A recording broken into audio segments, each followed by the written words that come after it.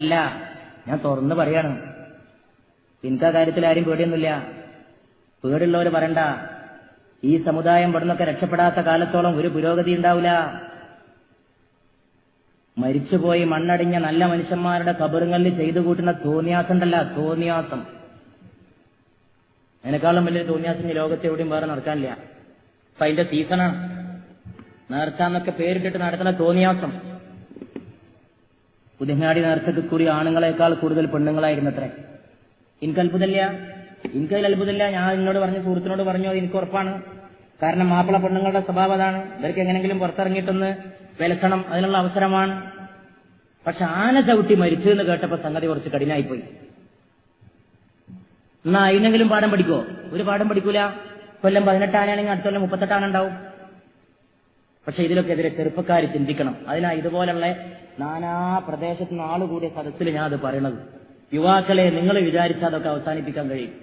നിങ്ങളിൽ മാത്രമേ നമുക്കിന്ന് പ്രതീക്ഷിക്കാൻ വകുപ്പുള്ളൂ. ഇതൊന്നും അള്ളാഹുവിന്റെ റസൂൽ അനുവദിച്ചതല്ല. അള്ളാഹുവിന്റെ റസൂൽ അനുവദിച്ചതോ?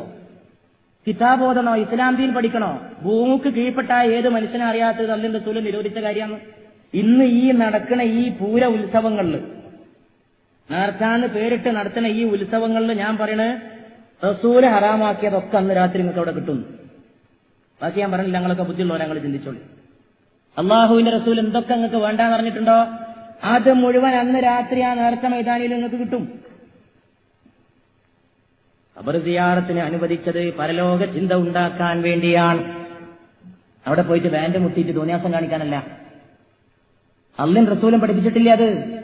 അത് തടയേണ്ടവര് തടയണം.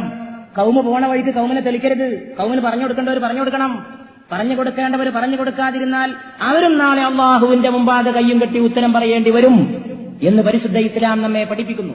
അള്ളാഹു സുബ്ഹാനഹു വ തആല അമ്മാതിരിയുള്ള ജീർണതകളിൽ നിന്ന് ഈ സമുദായത്തെ മോചിപ്പിക്കുമാറാകട്ടെ എന്ന് പ്രിയപ്പെട്ടവരെ നമ്മൾ ദുആ ചെയ്യുകയും അതിനുവേണ്ടി പ്രവർത്തിക്കുകയും ചെയ്യണം. നിങ്ങളൊന്ന് ആലോചിച്ച് നോക്കൂ. ഞാൻ വിചാരിച്ചു ഇമ്മാതിരിയുള്ള പരിപാടിയൊക്കെ സമുദായത്തിൽ കുറഞ്ഞു വരികയാണ്. പക്ഷെ കഴിഞ്ഞ കൊല്ലത്തെ ഈ കൊല്ലത്തെ ഈ വാർത്ത കേട്ടപ്പോ ഞെട്ടിപ്പോയി. ഇത് കുറയല്ല, ചില ആൾക്കാർ വളർത്തുകയാണ്. കുറയില്ല. കാരണം എന്താണെന്നറിയോ? അതിന്റെ പിന്നൊക്കെ കച്ചവടമാണ്, വ്യവസായമാണ്. കുറയില്ല. അത് ഒരു കൊല്ലം നടന്നിട്ട് അതിന് കുറെ പൈസ ഉണ്ടാക്കി ലാഭം ഉണ്ടാക്കുന്ന ടീമുണ്ട്. അവരുണ്ടായിരിക്കുന്നിടത്തോളം കാലം മാതിരി തോന്നിവാസങ്ങൾ ലോകത്തെന്നും ഉണ്ടാവും. കാരണം ഇത് കച്ചവടമാണ്. പക്ഷെ അത് മനസ്സിലാക്കാനുള്ള ബുദ്ധി സമുദായത്തിനില്ല. ഇത് ബിസിനസ്സാണ്, ഇത് ദീനല്ല, ഇസ്ലാമല്ല, വെറും കച്ചവടമാണ്. നടത്തുന്ന ആൾക്കാരുടെ വയറ്റിപ്പഴപ്പിന്റെ പ്രശ്നമാണ്. ഞങ്ങളെ വഴിവഴപ്പിക്കാൻ വേണ്ടി അവർ നടത്തുന്ന തോന്നിവാസമാണ് എന്ന് മനസ്സിലാക്കിയിരുന്നെങ്കിൽ സമുദായമേ നിനക്ക് നന്നായിരുന്നു. ഇതൊക്കെ ഒന്ന് തിരുത്തണം. തിരുത്താൻ ഏറ്റവും അർജന്റാണ്. തിരുത്തിയില്ലെങ്കിൽ ഏറ്റവും വലിയ മോശമാണ്. ആന ചവിട്ടിയിട്ട് മനുഷ്യൻ മരിച്ചെന്നേ.